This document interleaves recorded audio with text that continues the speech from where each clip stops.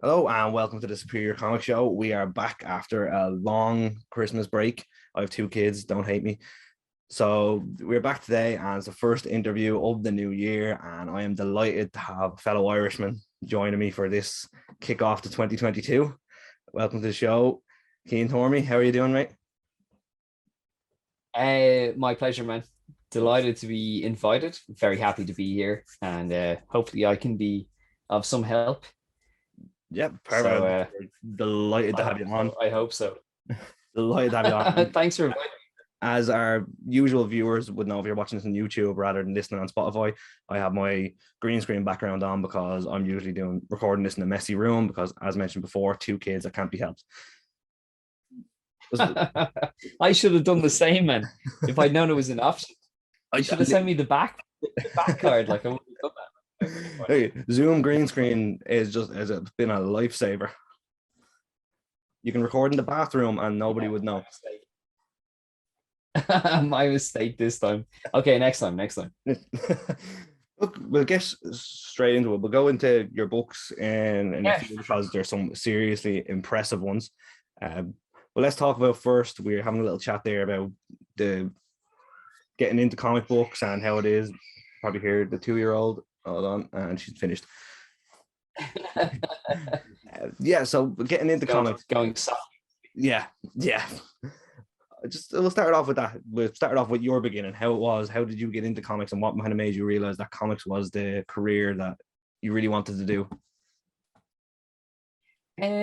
To be honest, like I'm not sure. I actually somebody asked me this recently, and I actually had to go to my mum and ask, like, was it something that I did all the time? Because like I think everybody kind of assumes that it's something that you were always gonna do, and it was like written in the stars. Because what's happened recently, even just to like talk about what has happened, the things that I've seen in the last couple of months is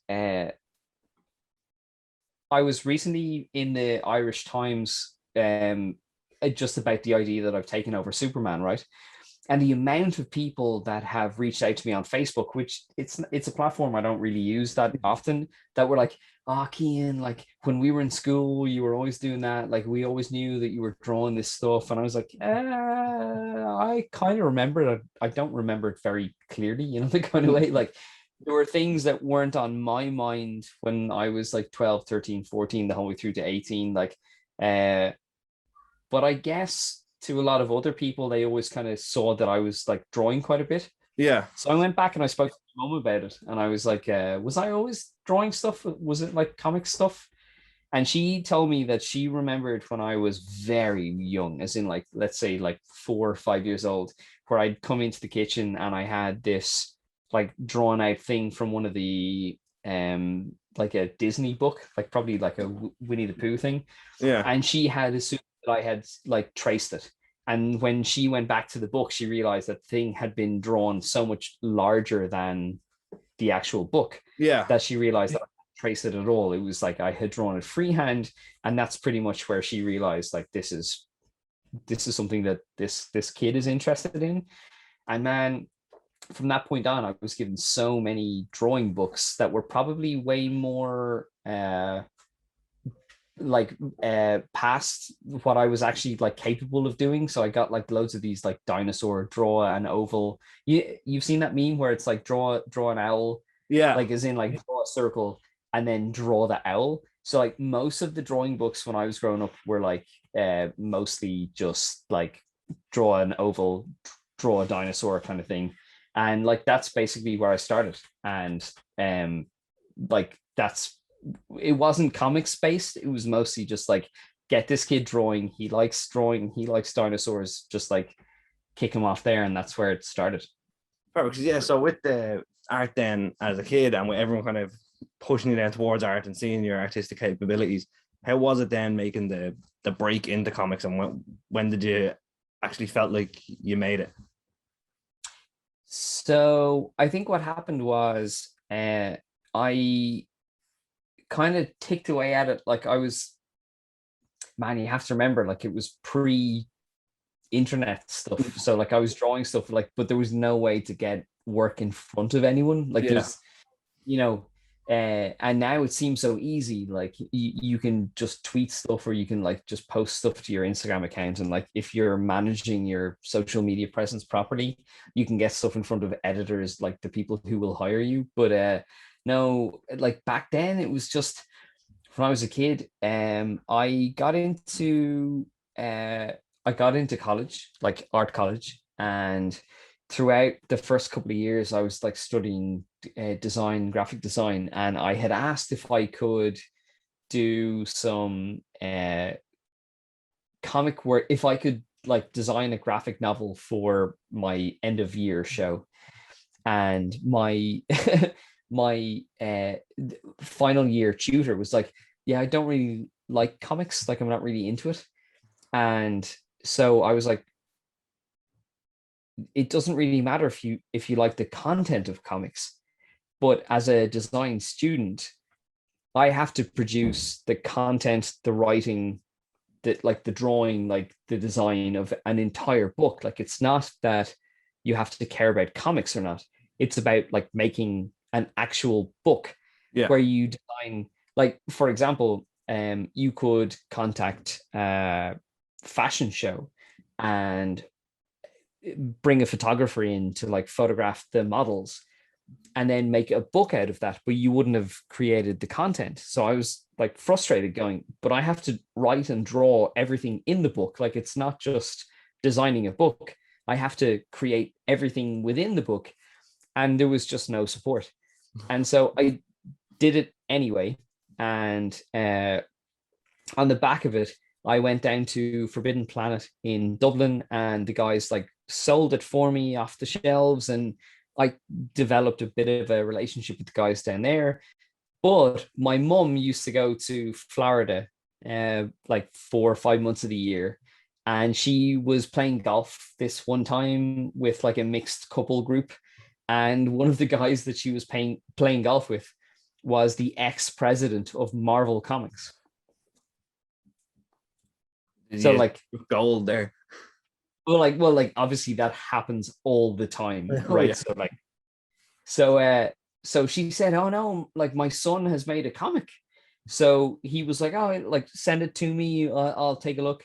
And I sent it, and he sent it on to Tom DeFalco, who was the editor in chief of Marvel at the time. And like, man, I got this letter back that was basically saying like, "Please tell Mr. Tormey that this is a terrible, terrible comic. Like, do not do any of these things. This idea of introducing characters before you tell the story, like everything is bad." And I have this like 3 page letter that I have here in the house, like just saying like this is just a dreadful, dreadful way to make a comic.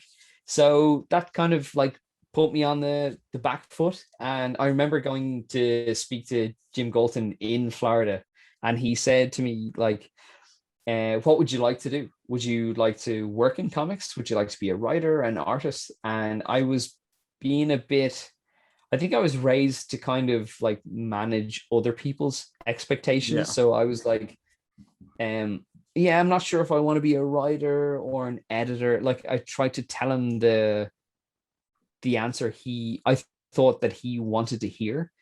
And so he was like, do you know what? When you find out what you want to be, let me know.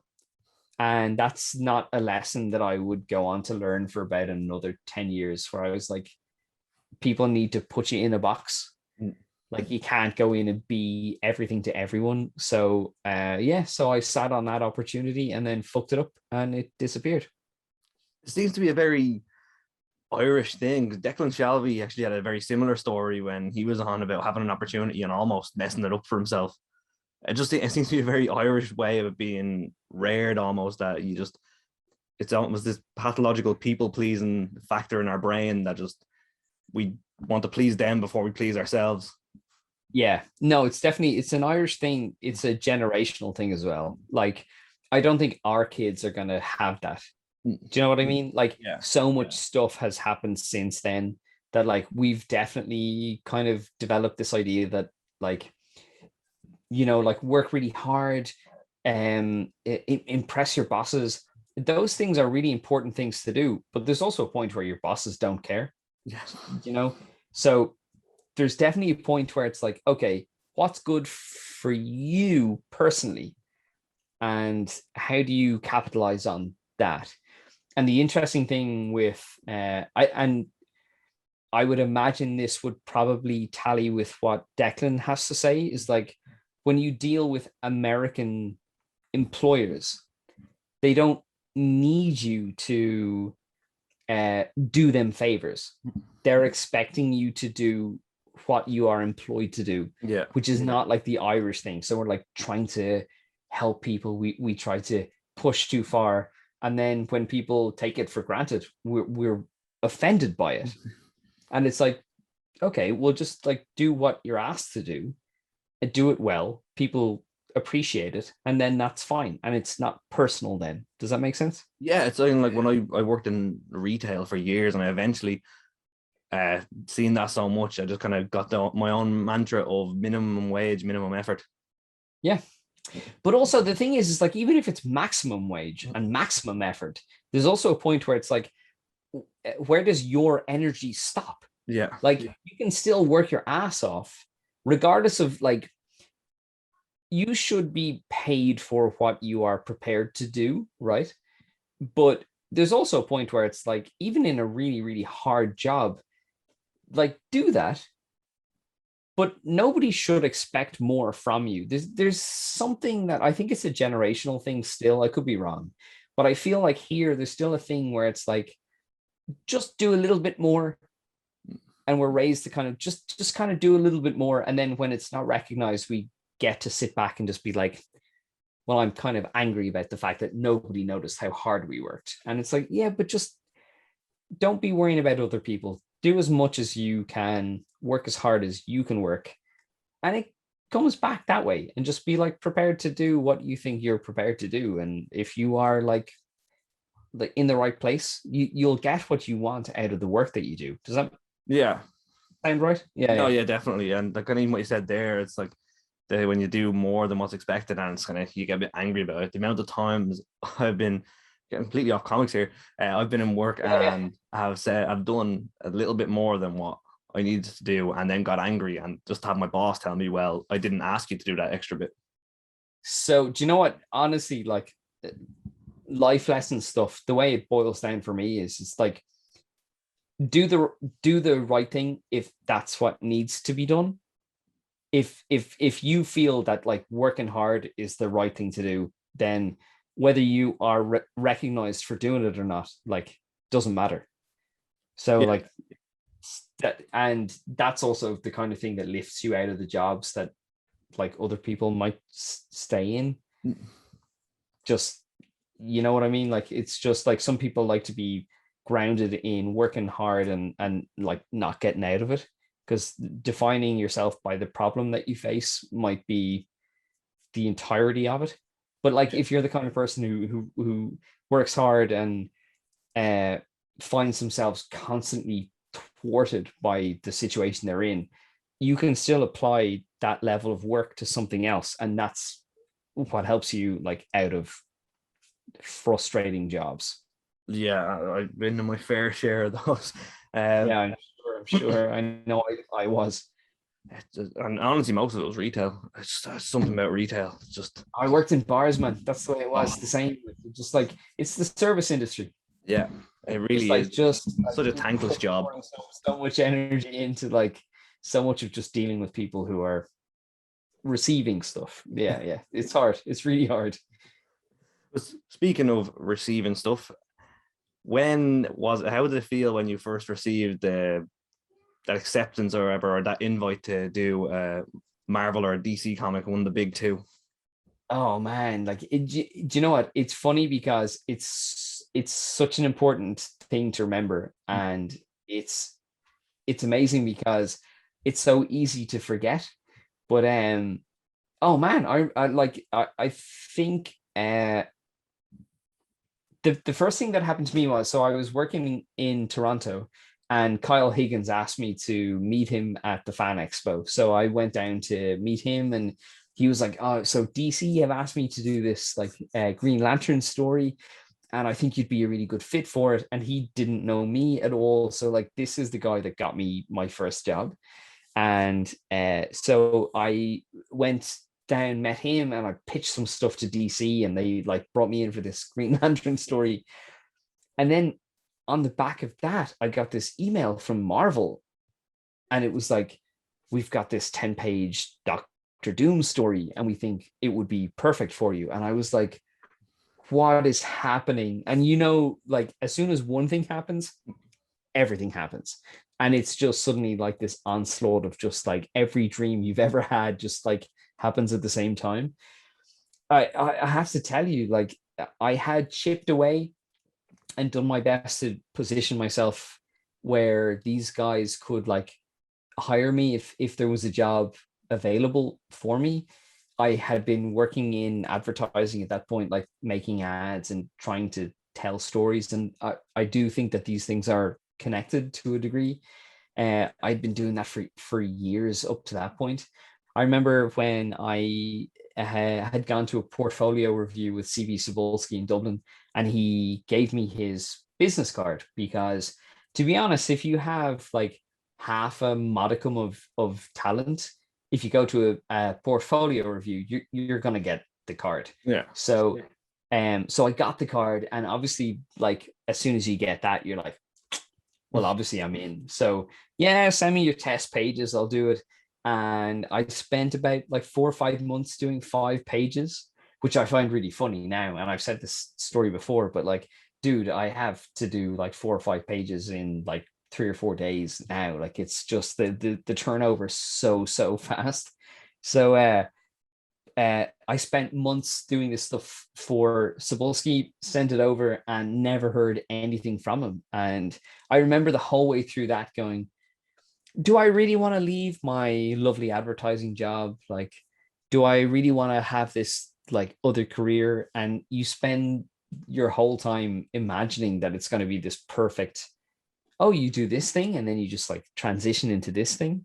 And of course, that's not what happened. And so 4 years later, I was still trying to work for Marvel, even though I thought I was in, and I wasn't. And that was when it finally took off. But yeah, just was not that easy. Yeah, it seems like it's such a long road. Everyone I've talked to, it's such kind of a long road, and it's kind of it starts off with a little snowflake and then eventually snowballs and gets bigger and bigger. And like you said, once one thing happens, it all starts piling in. And now you're working on some of the biggest books out there. You're working on now Superman, Son of Kal, which the artwork on is fantastic. And actually, just today I was looking over again the Darkhold Omega, Yeah. and just the artwork in that is just it's phenomenal. I just couldn't get over it. Every page is a let's stop and take it in. Oh man, that whole book was that whole book was madness. And the funny thing about that book was we started that at the beginning of the pandemic and everything paused. Like I had received the script and I was, I think, designing the first half of the book, and it all just stopped. And it stopped for like a year and a half. And then it all just kicked off straight away. And I was already like involved in so much DC stuff at that point that I ended up just like doing 2 or 3 books at the same time for about 3 months. And so most of last year was just like this super, I think for the first half of last year, I was suspiciously quiet work wise, like bits drip feeding in. And then the last 6 months were just horrific as all of these comics had to be drawn at the same time.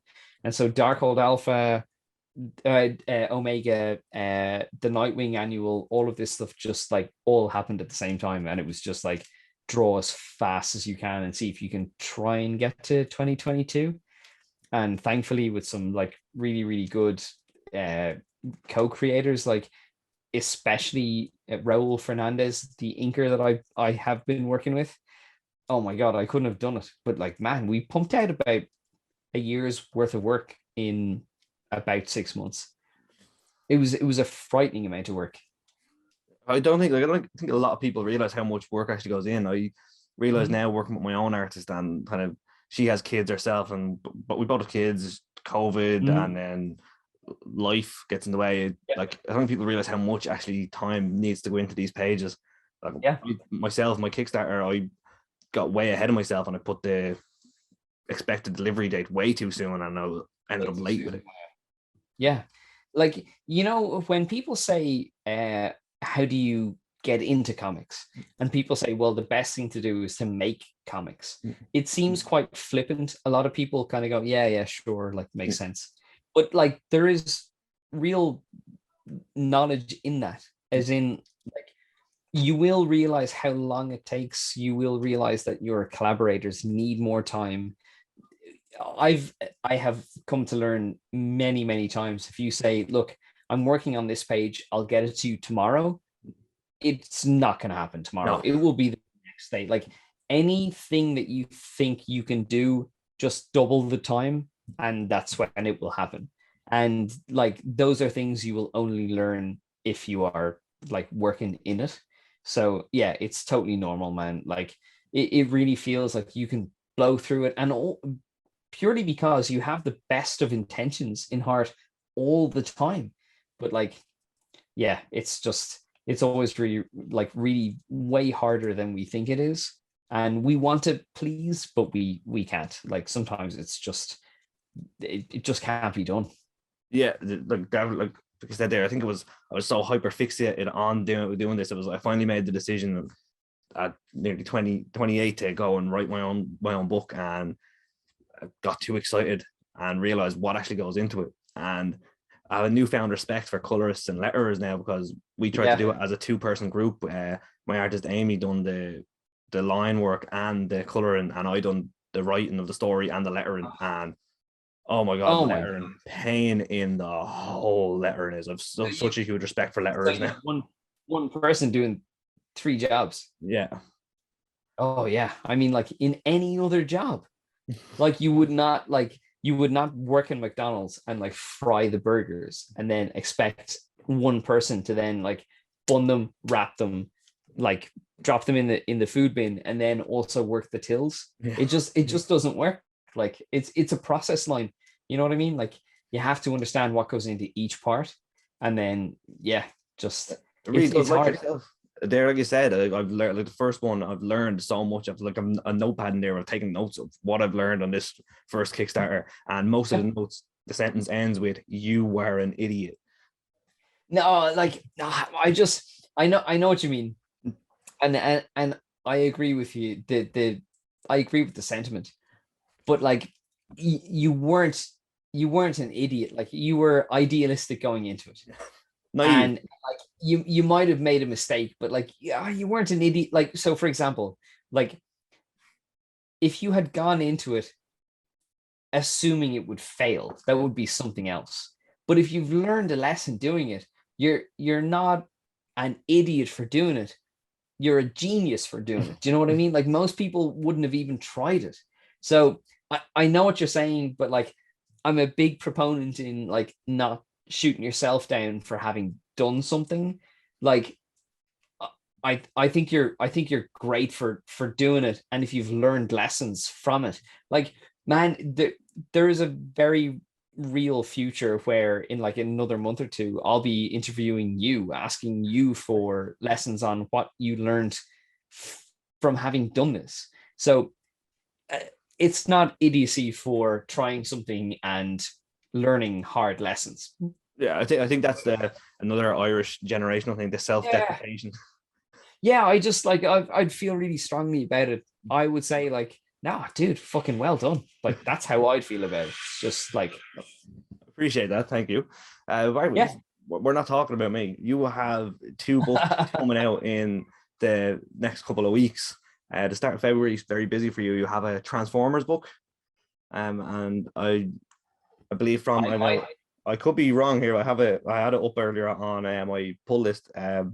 King Grimlock is due out the 2nd of February. I have a cover, just a cover. Also the cover. Sorry, just have you down as an art credit here on League of Comic Geeks. No, I was. That was just like a very happy job that I got out of nowhere, and I was really happy because so that came from I got a job offer from one of the IDW editors who works with Steve Orlando all the time. And he was like, oh yeah, man, like Steve said that you'd be the perfect fit for this, because it came, oh man, like that actually might be about 6 months ago. It could be longer. That Steve Orlando was like, he had been writing it and he was like, oh, I'm working with Cian Tormey on some Darkhold stuff. You should bring him in on this Grimlock job. And man, like I got to do one of the covers and I had so much fun. And my nephew, my sister's kid, is a Transformers fan. Like he's like 6 years old, but he's convinced he's gonna be an engineer to like build Transformers. Like it's so funny. So when the job came in, I was like, oh yeah, fuck it. I'll draw a Transformers cover. Hell yeah, no problem. So that's what that is. Like I'm delighted that's finally coming out. Sitting on that must be so difficult. Like, what you're saying there, like, things were put on hold for like almost a year. Like, how I wouldn't be able to hold it. I feel like telling people what their Christmas presents are in October. Yeah, I know, dude. I totally get it. There's so much stuff. Like even now, I'm like, I know we're going to talk about Superman, but there's so much stuff I can tell you about Superman. But obviously, I can't tell you about Superman. And then the nice thing about this job is that like all the stuff that you're super hyped about, you're generally like 2 or 3 months into being hyped about something else by the time it all starts to come out. So it's like, okay, that's fine. It's fine. But yeah, dude, like every time you draw, like I'm happy with the fact that I have a network of friends that when I draw literally a panel that I like, I can send it to them and like they like it and they make me feel good about it in the moment, so that now I can have like rational, normal conversations with you where I'm like, I'm not gonna lose my mind about how excited I was when I did it. Like it's normal now. It's fine. Yeah, it's crazy. Like myself there, I've been dying to just share pages of the book, and I've dropped a few on Twitter. Obviously, like nothing to spoil the story, but I've dropped a few, and just I when Maureen Goo said to me about the Silk book as well, that they put on hold for like a year, and it was just a year of biting their tongues, just not dropping and telling people what was going on. Darkhold was the same, man. Like we had drawn the first issue basically, and we had to kind of sit quietly, and then the second issue just kind of like happened at the same time. So yeah, so we were like just like get it drawn, get it done. Like we were so happy to do it, but at the same time, I was doing Nightwing the annual, so like just everything had to be drawn. So we went through like this quiet first half of the year into this just like maelstrom of just like bang the pages out, like just everybody needed to just kind of keep everything churning. So yeah, like so I've been working here, but this turned into just like, oh my god, man, it was hardcore. It was super hardcore. Just so much work and got like so much respect for like the amount, like you said, you've done a year's worth of work in 6 months, Which isn't normal, and I wouldn't recommend it, but it's also not normal. Like the job is hard, but like all jobs are hard. But it was just more like, ah, you love it, you've got to get it done. And I was like thinking about this more like if you are going to, so I had a career before. I worked in advertising. I was an art director for about 10 years.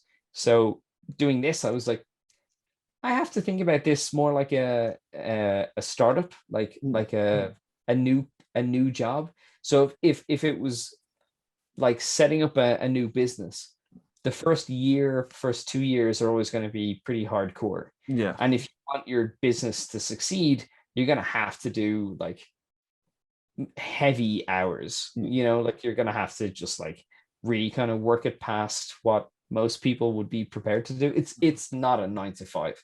No. So being 2.5 years in and having a year, let's say about like 8 months, 9 months of just like, yeah, like really, really awful weeks of work with no breaks. It's normal if you're starting like a new business. So that's the way I looked at it. And now I'm working on Superman and I'm back to a 5-week schedule. So it's kind of worked out and we've got some nice comics to make. and Yeah, we've time to make them. So I was actually going to move on to Superman next. But actually, talk to me about. I've always wondered about the schedule of comic creators, with especially ones working with the big two. Like I said, you have a 5 week schedule there. So when that 5 weeks finishes up, will you take a break then, or will you go straight onto the next book? And is there like it's like almost like an airport shift, 2 weeks on, 1 week off? no, so what's happened is, so I took over Superman, and we had some like really tight issues to do. So we had a tight issue on the run up to Christmas, and then a very tight one after Christmas, like maybe about 3 weeks to draw the first issue after, like, in the new year. So getting that behind us, and with the right colorist now, we're looking at like a really, really solid book that has a very healthy lead time, because I'm also sharing art duties with Bruno Redondo from Nightwing now, with uh, the Nightwing Superman crossover. So we've got like loads of time building up. So it's actually like pretty cool.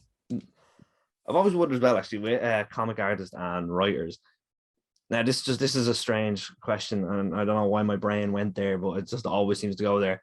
Could you say go on holiday and just kind of work from your holiday? Say, sit on the beach with your laptop and just crack stuff out.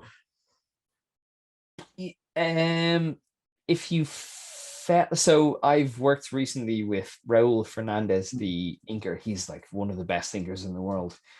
And he keeps telling me that, like, when I send him the penciled pages that I have, he's like, he works on his iPad, and he works in like Procreate. And like the idea of working on your iPad, man, it's just like I would love to show you that the reason, if I glance down here, it's because I'm looking at my drawing tablet, which is what I usually work on. So like I've got my camera set up here, but like I've got my stylus here. So I would normally work like over here.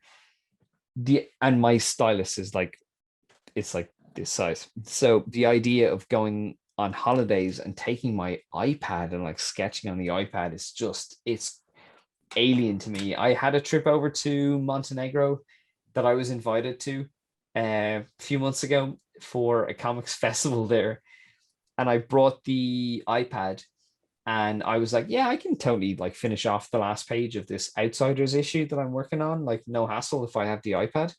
And uh, it was awful. The idea of working on this like tiny canvas and it doesn't feel right.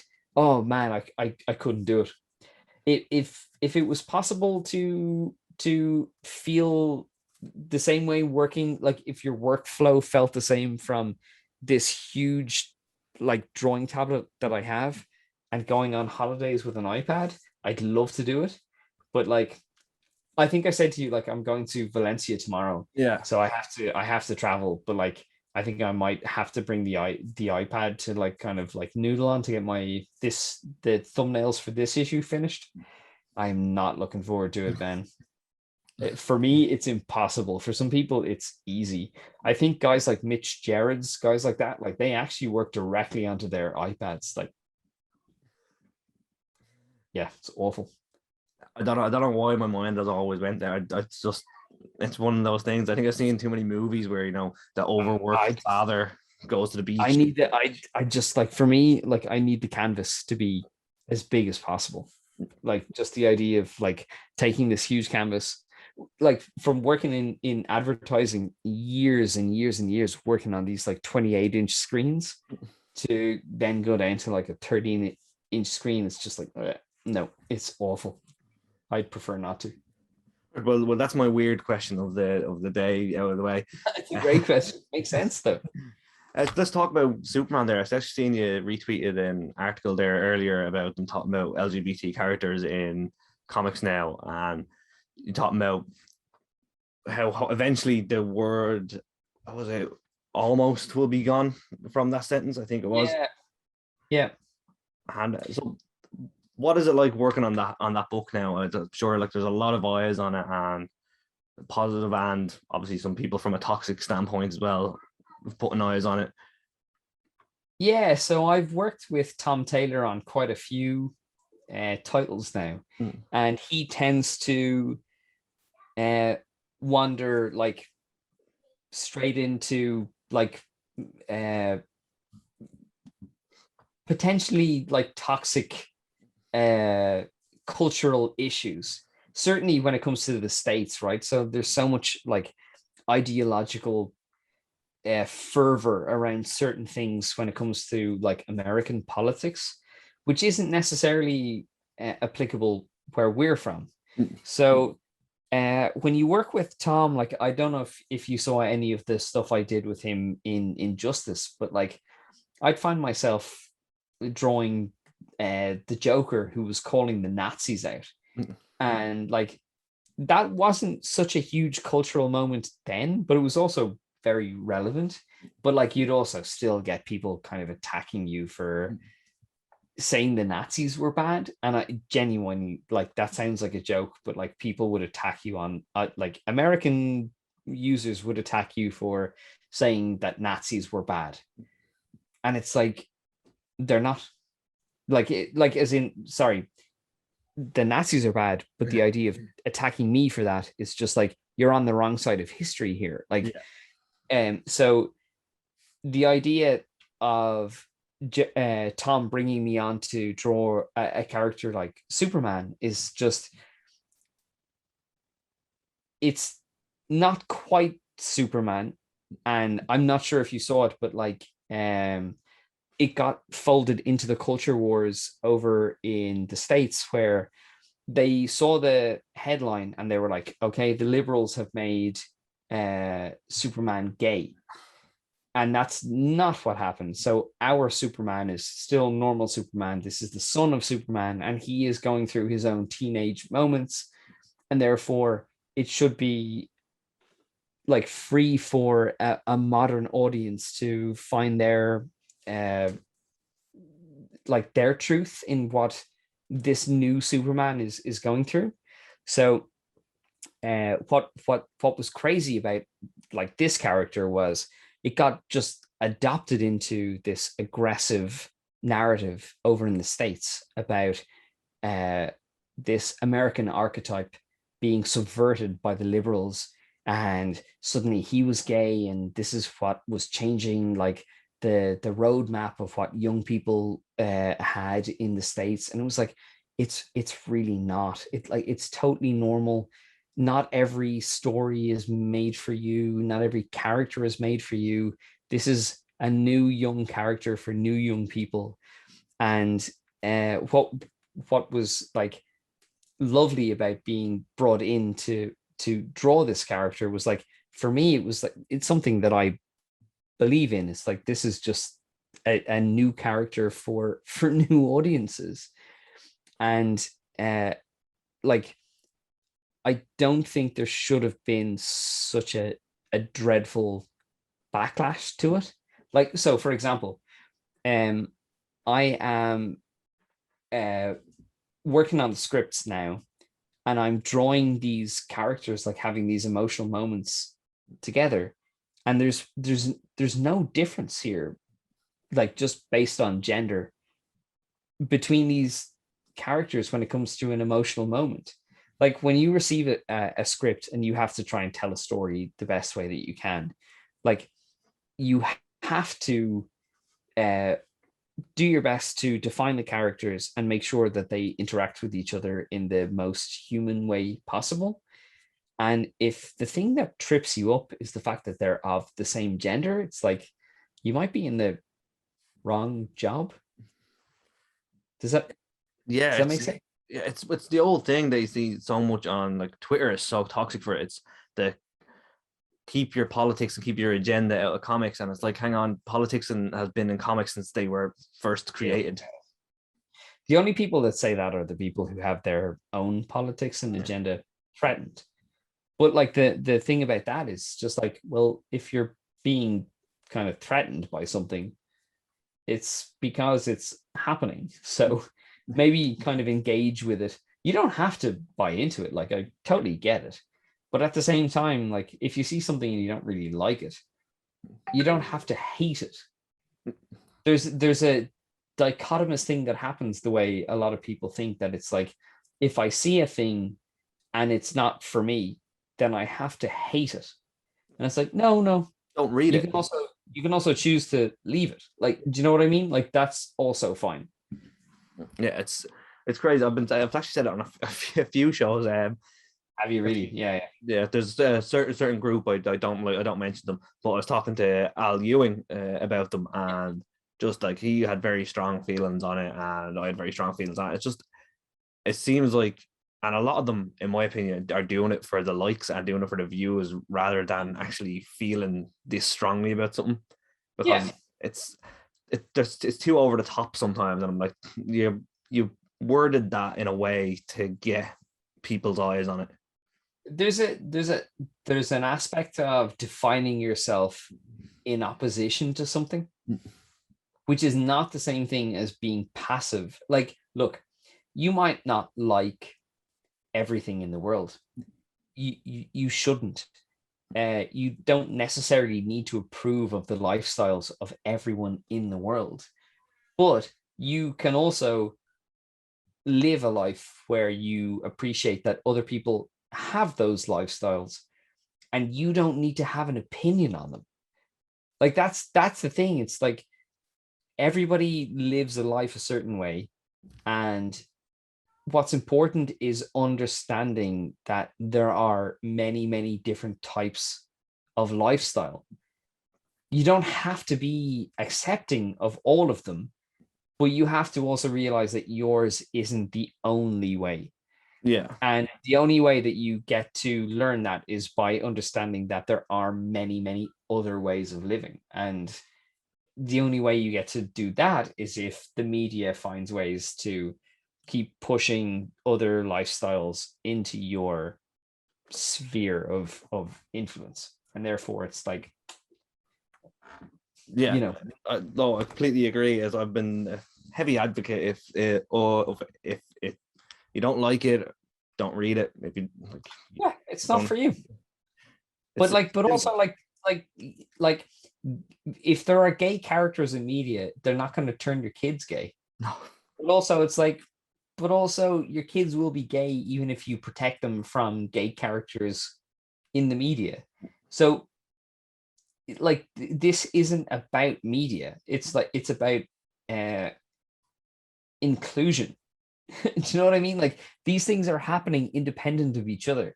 So just like fucking care about people, and they will also exist in media. They will exist in your life, and those two things are separate, but they make space for each other. And that's literally all it is. It's like, this might not be aimed at you, but you might be the person that would benefit the most from actually reading this. Like, Yeah. but your kids will make that for you. Exactly. It's just, it's crazy, and the amount in like, to the people that have the most biggest problem with it, there's enough straight white men characters in comics as it is, so there's no need to be getting mad about these characters coming in that may be gay, boy, pan, or and female, black, Asian. There's no need to be upset. Just go read Captain America. Just Steve like, Rogers. look, there's a lot of straight white men in the world. Like, that's not the problem. And having more diverse characters isn't the problem. The problem here is the issues that the issues we define ourselves by around these things. It's like, the same way that I was saying, it's just like, bring more diverse characters in. It's no problem. It does not challenge the amount of white men in these comics either. There's space for everyone.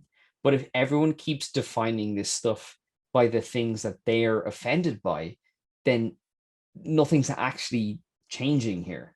Like, that's the problem. It's like, comics won't be fixed. Nothing will be fixed by kicking straight white men out of it. But like, there's space for all of it. Bring more characters in. Like, nothing changes here. There's no dilution of these universes or the dialogue, the rhetoric, the narratives that we have around these characters by bringing more things in. It's not about taking stuff out to replace it. It's just about making it bigger. It makes no difference. It just gets better. And like, if you're telling stories about these characters, And if you are exposed to it and it doesn't feel unnatural to you, but you decide not to read these stories, then don't read the stories. And it stops being about the characters and starts being about the stories that are being told. There are a lot of stories that I don't want to read where the characters are straight white men. And it's not because I can't identify with them, it's because I don't care about the stories. So I would love to get to a point where I'm reading so many more stories about bisexual, gay characters, characters that are Black or Latino or any of those things. I would love to read more of those. If I get to the point where there are so many of them that I'm reading a comic and I'm like, I don't like this comic because I don't like the story, I'm like, good, fine. Yeah. I really hope that we can all get to that point, because the story should be for all of us. So Yeah, 100%. And let's, speaking of story, talk to me about Superman, because it's huge. Like you said, the Irish Times done a piece with you on the Irish guy drawing Superman. It's huge news. And how does it feel to be working on like one of the most popular characters in comics with it's that awesome. type? Well, so like, just based on what I was going to say, like I was going to say I'd like to read those comics, and if I don't want to read those comics, it's not for me. And then I'm like, oh wait, no, I'm drawing one of those comics. So so like I actually believe what I'm saying.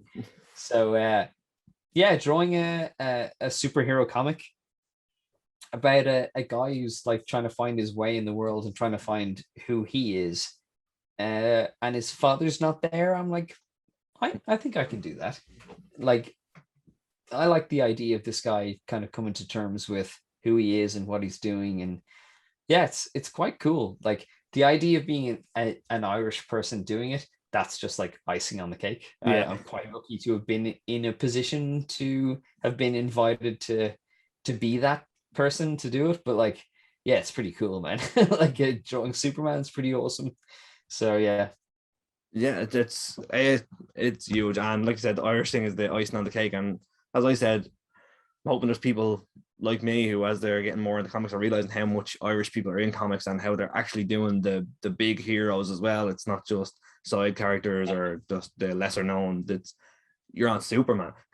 Yep. Yep. Yeah, there's a few of us, and we've done well. We've done well. Like if you look at like, just to name, like Declan Shalvey, obviously, like Will Sliney, just like Stephen Mooney. There's a few of us that have like kind of like got into the American comics side of stuff, but there's a huge amount. Sorry, and that's just like pencilers. I mean, if like there are so many other Irish artists who are working in colors, lettering, like Ariana Maher, and like, oh, there's so many, like Trina Farrell. There's so many people working in colors and letters and stuff. We really have like quite a strong Irish representation in these comics, in American comics. It's bonkers, man. Like there's a lot of us out doing it. It's pretty amazing. And fair play to you as all. Look, I'm not going to keep you for too much longer, especially with the break I took in between. Yeah. Yeah, but look, what other comics? Do you have any other comics coming up in the pipeline, or is it just the ones you're working on now? Or is there any fresh issue ones coming up? So I have I'm pretty sure in the next month, in the next like 4 weeks, I'd say, the Darkhold graphic novel is going to come out, I think towards the end of February. And I have a couple of issues of Superman are going to come out in the next while. And I would just say to any of your listeners that issue 10 of Son of Superman, Kal-El, there is a whole scene that happens on the main street of Dublin, on O'Connell Street. Okay. So this hasn't been mentioned anywhere. This is on your podcast. Exclusive. So there you go. Yeah. So I would say keep an eye on that now after Bruno Redondo's crossover is done. So I would say in the next like maybe 2 months that'll come out. So there you go. You've guaranteed yourself a second printing in Ireland alone now with that. I hope so. Let's see what happens. So there you go. Okay. Again, It's been fantastic talking to you. Just have you Pleasure. any advice for anyone trying to get into comics industry? You talked a lot about how you got in. Would you have any advice?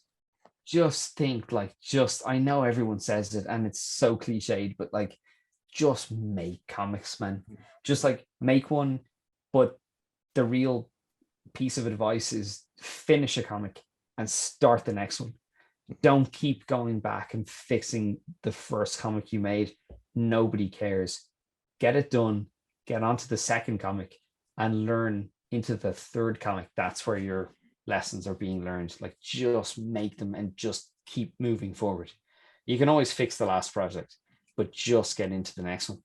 That's actually amazing. I actually, when I started my comic, sent a tweet out to people I'd interviewed in the past, Kelly Thompson and Declan Shalvey, and they all basically told me the same thing. Just finish one, get one finished. I would learn to the next one. Yeah. And it still seems to be the consistent advice there is just go out and do it. You don't need to start off with an offer from the big two, from sending a story or portfolio. Just keep making them. And like you said, things will happen. Once one thing happens, snowball. Oh man, I've lost so many opportunities, and it just came from just keep going. Look, thanks very much for talking to me, Cian, and thank you for your patience with the snafu in the middle. No, don't worry about it. Yeah. And look, you're always welcome on the show. I had a fantastic time talking comics with you. So whatever you need, just call me. Yeah, and go Blue Jays. Yeah.